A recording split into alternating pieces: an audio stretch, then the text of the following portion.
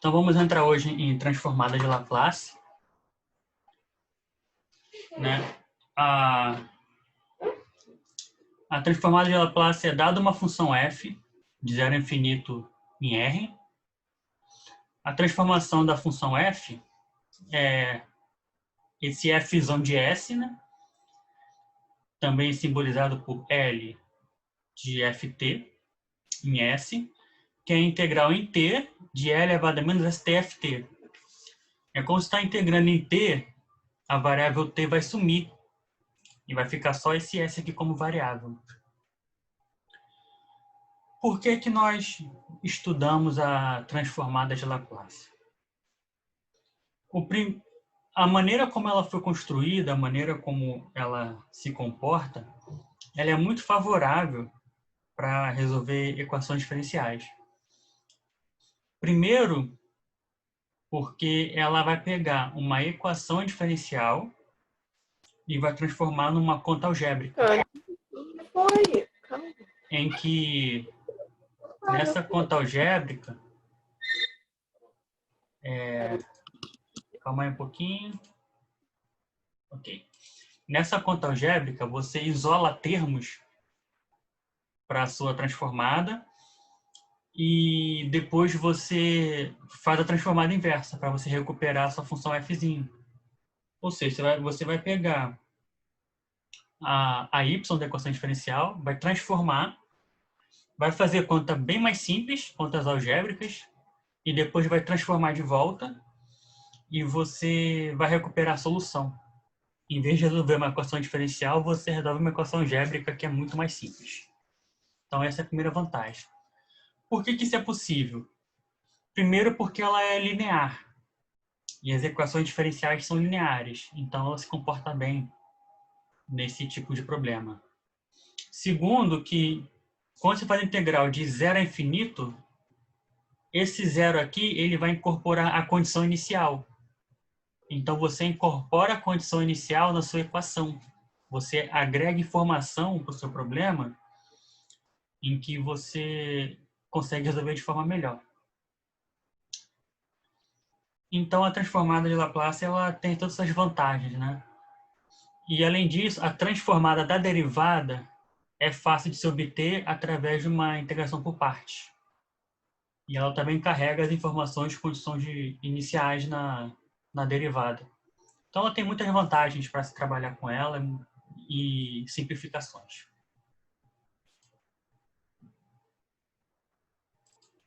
Aí, então, hoje vou falar da definição de alguns exemplos. Na próxima aula, a gente resolve problemas com ela, né? Ver mais informações. Então, como é que é transformada? Ela é essa integral zero a infinito de uma exponencial de menos t vezes f. Essa exponencial aqui, ela é tanto útil na integração por partes, quanto em tornar a função integrável, né? Que ela vai para zero no infinito e vai com uma certa velocidade que possibilita muitas integrais de convergirem nesse caso. Vamos pegar a função constante 1 aqui como primeiro exemplo, né? Integrar 1 de 0 a infinito dá infinito, né? Mas multiplicando pela exponencial, ela dá para se calcular. Ela converge. Então, 1 vezes a exponencial, é menos st, vai ser a integral da própria exponencial, né? A gente calcula a integral imprópria fazendo o limite. Então, limite de a tendendo a zero não, gente. A tendendo a infinito aqui, tá? Aqui é infinito. Fazer uma correçãozinha aí. A tendendo a infinito é menos st. Então, quando o a tende a infinito, é elevado a menos infinito dá zero, fica 1 sobre s. Então, transformada de 1 é 1 sobre s. S maior que zero, porque estamos integrando a partir do zero, né? Segundo exemplo, K uma constante, transformada de Laplace, da forma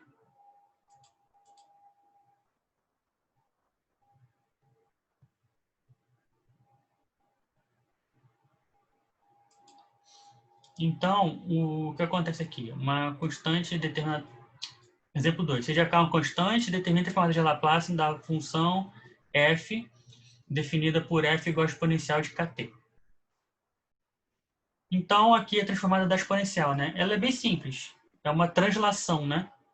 Porque E elevado a menos st vezes kt, você vai somar as potências, vai ficar k menos st, o que se transforma numa translação. Aqui todo o A é infinito, tá? Então, faça essas correções aí. O A tendendo a infinito, nesse caso aqui. Então, nós temos aqui uma translação, né? Ela é exatamente a função 1 sobre S transladada de K. Né? S menos K é uma F de S, né? Tem F de S menos K é uma translação. Então, é a mesma função andando um pouquinho para o lado. Então, a transformada da exponencial é uma translação. Isso aqui é importante quando você vai ver, por exemplo, transformada de produtos.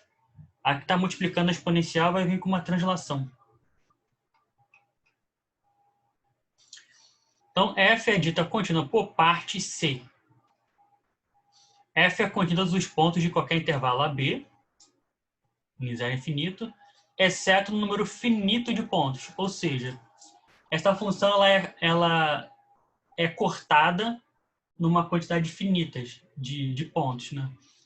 Então, ela é, no intervalo ela é contínua, no intervalo A, B ela é contínua, no intervalo BC ela é contínua, no intervalo CD é contínua, e isso uma quantidade finita de vezes, né? Até o último intervalo Z infinito, por exemplo. Os limites laterais existem.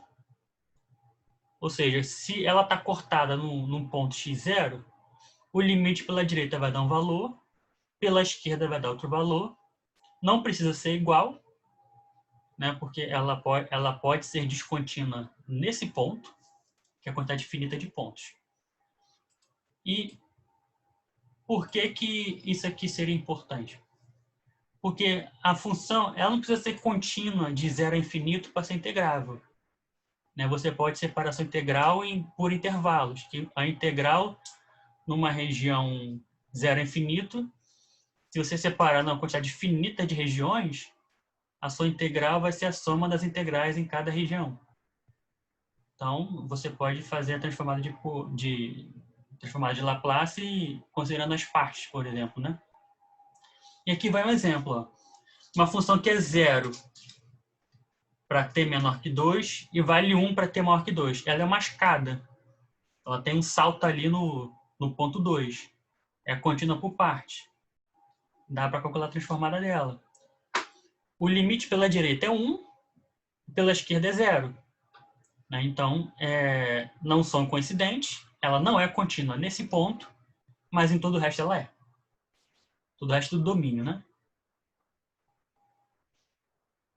3. Diz que uma função f é de ordem exponencial no intervalo zero infinito se existem constantes c e alfa, c maior que zero, tais que ft é menor ou igual que c alfa t. T maior ou igual a zero. Por que essa definição aqui é importante? Porque ela aparece. Porque se f satisfaz essa condição, então ela é integrável, né? Que a integral de f, a transformada de f, se eu colocar aqui, por exemplo, né? Cadê? Aqui o f. Se o f é menor que c é elevado a alfa t, então a integral do módulo de f vezes a exponencial é menor ou igual à integral de c vezes alfa t e tal, que converge. Então, essa condição aqui de ordem exponencial no intervalo infinito é uma condição necessária para que a integral vá convergir, né? Para que exista a transformada de Laplace. Então, aqui tem um exemplo para a gente ver isso. Ft igual a cosseno 2t é de ordem exponencial, né? Ela é menor ou igual a c exponencial de alfa t, módulo de f. Para algum c e algum alfa.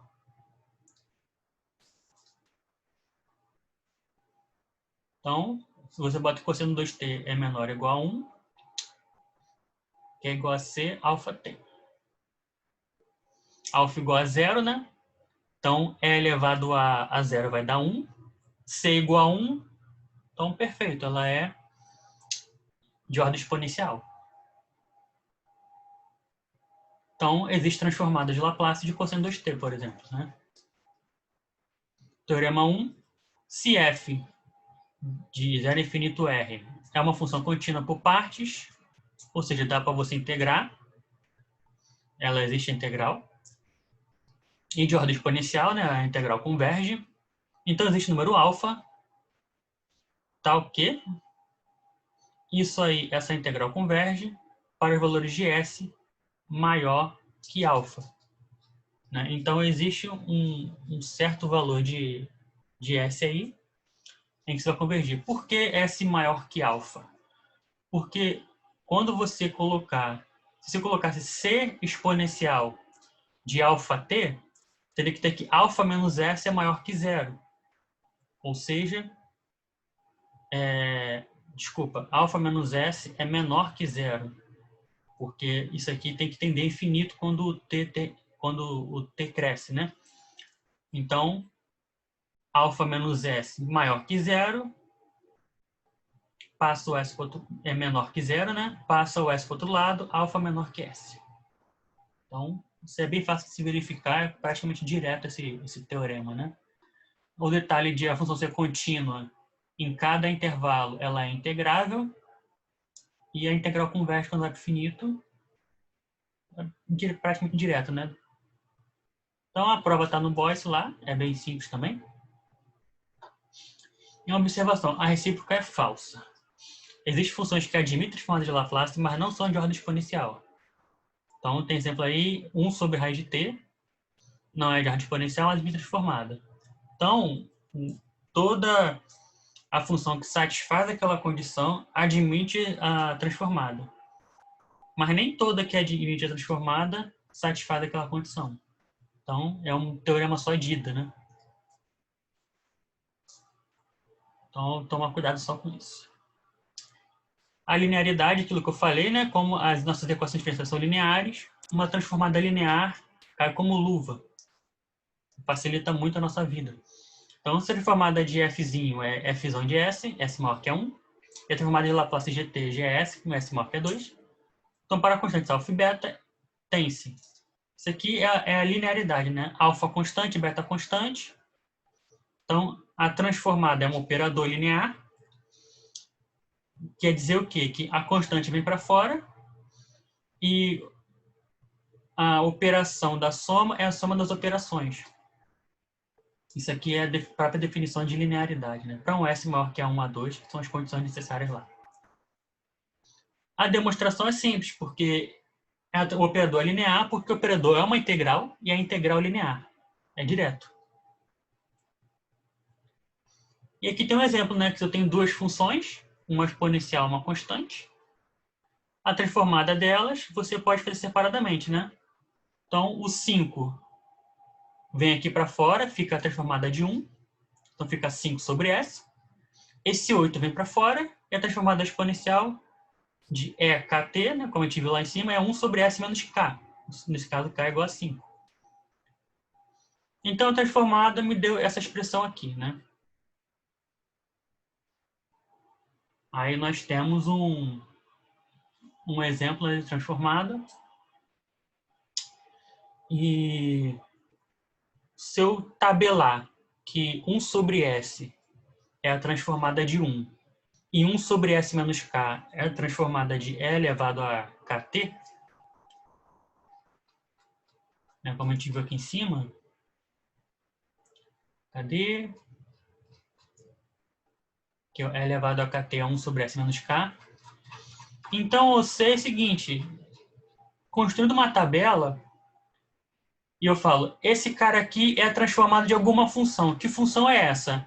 Ah, é 5 vezes a função que transformando dá 1 sobre S, é 5 vezes 1, menos 8 vezes a transformada que dá 1 sobre S menos 5, que é E elevado a 5t. Então, olhando para essa expressão, eu sei qual é a função que foi transformada nela. Então, se eu aplico a transformada de Laplace numa equação diferencial, eu vou ter um resultado, eu posso saber qual é a função, né, através de uma tabela, qual é a função que foi transformada nela. E aí eu consigo recuperar assim a solução da equação diferencial. nós vamos ver nas próximas aulas. Alguém tem alguma dúvida aqui?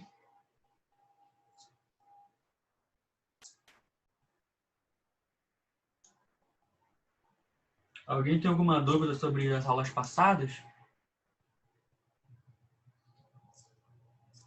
Conteúdo das últimas aulas?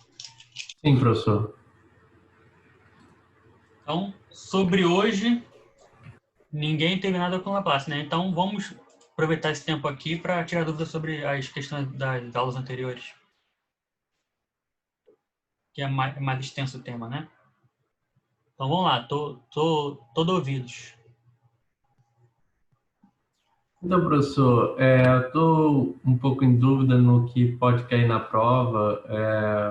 Enfim, eu também tenho visto vídeos do YouTube. Essa questão da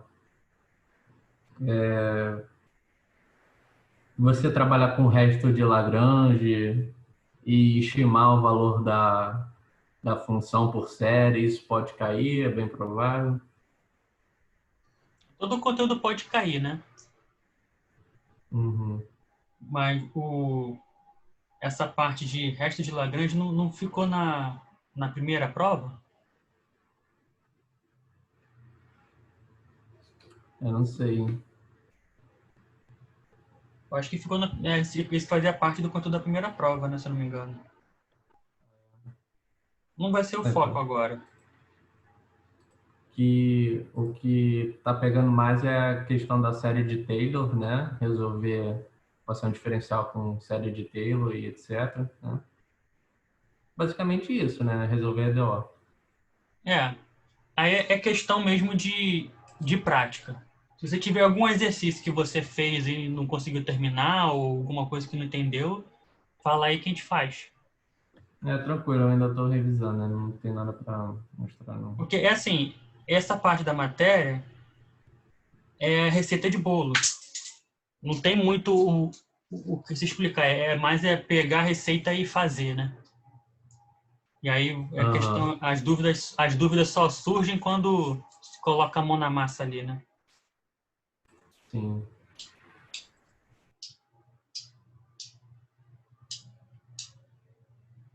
Então tem ainda quarta-feira para tirar dúvida, né? Então também quarta-feira, na próxima aula, também posso tirar dúvida também desse assunto, né? Que é mais extenso, transformar é relativamente mais simples. E tô aí, gente. Alguém quer perguntar mais alguma coisa? Dá uma recapitulação no conteúdo. É, aprendemos a construir séries de Taylor com o objetivo de resolver equações diferenciais usando séries, né? Então a gente tem ali o ponto ordinário, que é um ponto onde a função analítica ela admite uma série de potências e ela ela tem um intervalo de convergência ali onde aquela série existe. Essa série é a calculação das derivadas. Tem uma formulazinha lá para as derivadas, para construir a série. Quando o ponto não é ordinário, é um ponto singular, você pode verificar se ele é regular ou não. Se ele for regular, você vai olhar a equação inicial. Olhando para a equação inicial, se as raízes forem reais, diferentes. Primeiro, se for uma equação de Euler, que é x ao quadrado px, y duas linhas, mais x qx y linha, mais rx y igual a zero, né? Onde o p se anula em algum ponto, esse é um ponto singular, ele vai ser regular se passar naquele teste, né? P, Q e R polinômios, o limite for finito, que é o limite lá do xpzinho e do x ao quadrado qzinho. Se não for polinômio, basta que seja analítica, né? xp e x ao quadrado q sejam analíticas. Ou seja, tem uma série de potências ao redor daquele ponto. Então, satisfazendo isso sendo ponto regular, se for uma equação de Euler, a solução é do formato x elevado a r, se substitui, vai ter na equação x elevado a r, vai ter uma equação inicial que você vai igualar a zero, Achando as raízes, as soluções vai depender do tipo da raiz, né? Reais diferentes, elas em formato de C1 mais Y mais x elevado a R e R1, né? Mais C2 x elevado a R2. Se elas forem iguais ou diferirem por um inteiro, vai ter um log lá na expressão. E no caso de P, Q e R não forem polinômios, forem de fato séries, né? Então a sua solução é x elevado a R vezes uma série. E aí você vai ter que construir uma relação de recorrência para achar os ANs e achar o A0, A1, geralmente A0 e A1 pelas as condições iniciais. É bem mesmo uma receita de bolo, que só entra praticando mesmo, né? Então, ninguém tem dúvida aí mais não?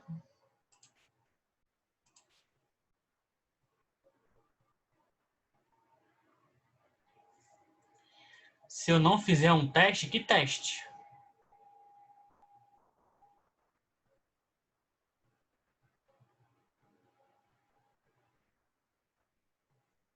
Ah, se não fizer, você tem que fazer um mínimo de provas. Se você faltar essa, você vai poder fazer a prova final. Mas tem que ter feito no mínimo 5. Então, faltando uma, tem uma outra ainda. É. A regra está mais clara lá no site, se eu não me engano. Se eu falar aqui assim de cabeça, eu posso falar alguma coisa errada. Deixa eu dar uma olhadinha aqui no... Enfim, eu acho que a informação toda está lá no site do Cálculo 4. Datas de prova, critério de aprovação. Você pode faltar uma.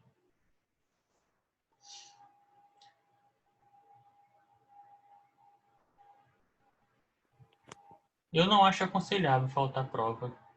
Não vale a pena.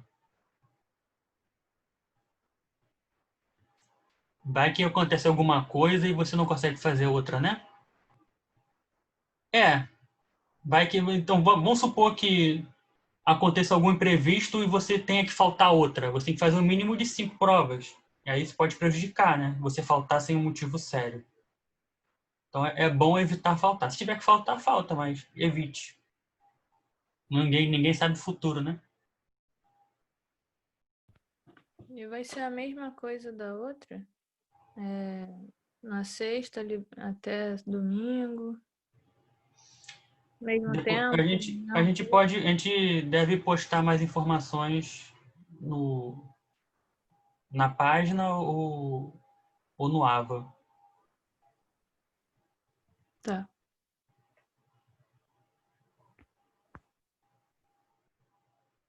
Todo sábado, não. No último teve, mas não é tudo, não. E quando tem, eles avisam.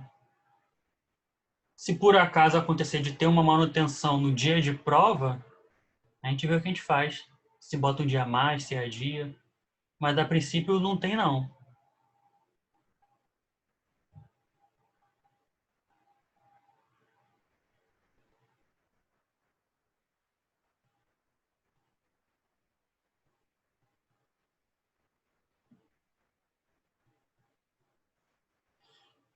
Professor, eu cheguei atrasada, eu achei que a aula hoje era 8 horas. Você deu alguma coisa que eu não vi?